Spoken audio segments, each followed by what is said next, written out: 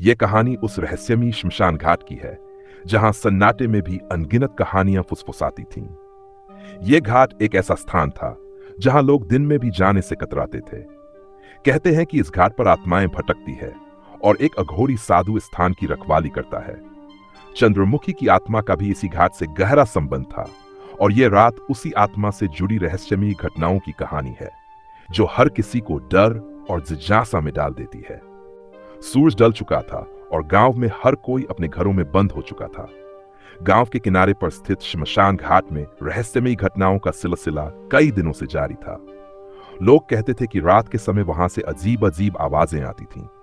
कभी किसी औरत की रोने की आवाज तो कभी हवा में किसी के कदमों की आहट, पर कोई भी इस घाट की सच्चाई को जानने की हिम्मत नहीं करता था। कहानी की शुरुआत गांव के एक साहसी युवक विकास से होती है। वह युवा था, लेकिन उसके भीतर एक गहरी जिज्ञासा थी। विकास ने कई बार गांव वालों से श्मशान घाट की कहानियां सुनी थीं, लेकिन वह इन कहानियों को महज अफवाह मानता था। एक रात उसने ठान लिया कि वह इस श्मशान घाट पर जाकर वहां होने वाली घटनाओं का पता लगाएगा। विकास अपने दोस्तों को साथ लेकर घाट की ओर बढ़ा, लेकिन जैसे जैसे वह करीब पहुंचता गया, उसके दोस्तों की हिम्मत जवाब देने लगी। धीरे धीरे उसके सभी दोस्त उसे छोड़कर भाग गए, लेकिन विकास रुका नहीं। वह अब अकेला उस श्मशान के मुख्य द्वार पर खड़ा था। उस क्षण उसे पहली बार अपनी हड्डियों में ठंडक महसूस हुई, जैसे कोई अनदेखी शक्ति उसे रोकने की कोशिश कर रही हो। विकास ने कदम रखा और श्मशान में प्रवेश किया। चारों ओर अंधेरा छाया हुआ था और हवा में एक अजीब सी नमी थी। अचानक उसने एक परछाई देखी। उसे लगा कि यह उसकी कल्पना हो सकती है, लेकिन जैसे ही वह आगे बढ़ा, परछाई और स्पष्ट हो गई। यह एक औरत की थी जिसका चेहरा धुंधला था, पर उसकी आंखें सीधी विकास की ओर देख रही थीं। विकास ने देखा कि वह औरत चंद्रमुखी की आत्मा थी, जिसके बारे में वह कई कहानियां सुन चुका था। चंद्रमुखी की आत्मा ने धीरे धीरे अपनी कहानी सुनानी शुरू की। उसने बताया कि वह एक समय गांव की सबसे सुंदर लड़की थी। उसकी शादी एक अमीर व्यापारी से तय हुई थी, लेकिन उससे पहले ही उसकी रहस्यमयी मौत हो गई। तभी से उसकी आत्मा श्मशान घाट पर भटक रही थी, न्याय और शांति की तलाश में। विकास की हिम्मत धीरे धीरे टूटने लगी, लेकिन तभी वहां एक अजीब सी गंध फैल गई और उसके सामने एक अघोरी साधु प्रकट हुआ। साधु का चेहरा काला और गंदा था और उसकी आंखों में एक अजीब सी चमक थी। यह वही अघोरी साधु था जिसके बारे में गांव में कई कहानियां प्रचलित थीं।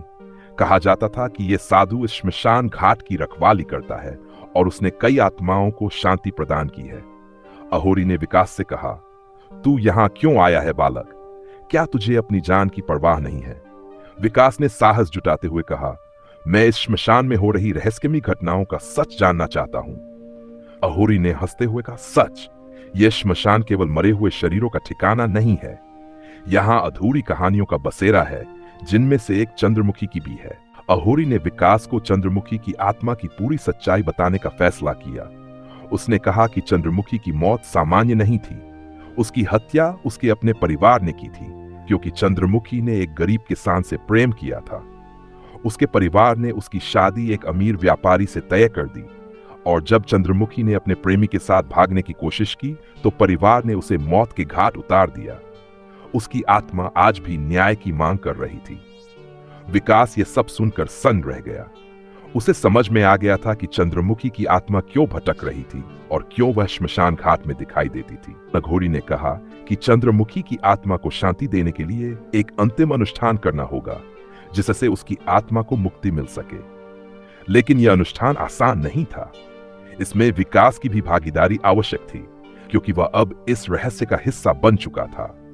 रात का समय था और चारों ओर गहरी शांति थी। अहोरी ने विकास को मंत्र सिखाए और दोनों ने मिलकर चंद्रमुखी की आत्मा के सामने एक विशेष यज्ञ शुरू किया।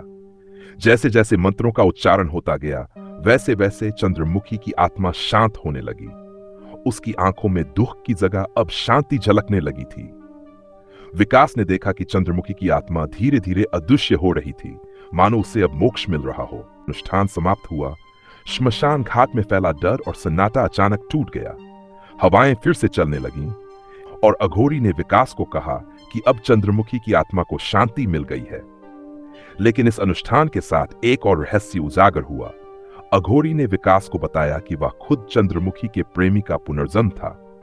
इस कारण ही चंद्रमुखी की आत्मा ने विकास को देखा था और उसे न्याय दिलाने के लिए चुना था। विकास यह सुनकर अवाक रह गया। उसने कभी नहीं सोचा था कि उसकी जिज्ञासा उसे उसकी पूर्वजन्म की कहानी से जोड़ देगी। उसने अघोरी से कहा, अब मुझे क्या करना चाहिए? अघोरी ने मुस्कुराते हुए कहा, तूने चंद्रमुखी को शांति दी है, अब तेरी आत्मा भी शांत होगी। इस श्मशान की कहानी अब खत्म हो चुकी है और तेरा कर्तव्य पूरा हो चुका है। विकास ने राहत की सांस ली और अघोरी का धन्यवाद किया।